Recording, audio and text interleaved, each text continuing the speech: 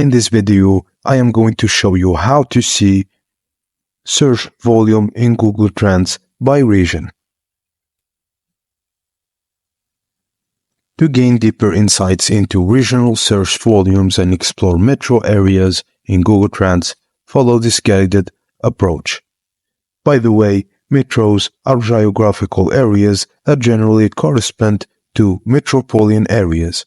Currently, Google Trends only provides metros for some countries. Open Google Trends and input the term you're interested in, like Android. In the results page, find the Interest by Region section. Hovering over any region on the map will display specific details about the search volume in the area. Besides the map, there's typically a list of regions or cities.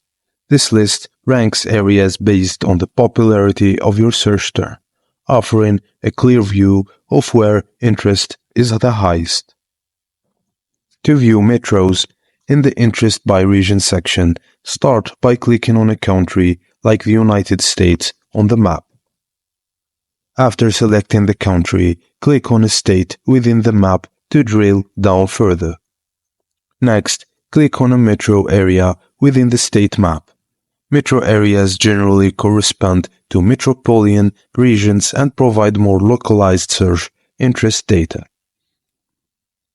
If a region isn't highlighted, it doesn't necessarily mean there's no interest there. Google Trends adjusts data for comparison purposes, which means the term might be used in that region but is relatively more popular elsewhere. Using Google Trends to explore search interests by region and metro areas allows for a granular analysis of where a term is most popular. This feature is unavailable for understanding geographical nuances in search behavior, although it's important to note that not all countries provide metro-level data. Thank you guys for watching, and please don't forget to like and subscribe for more.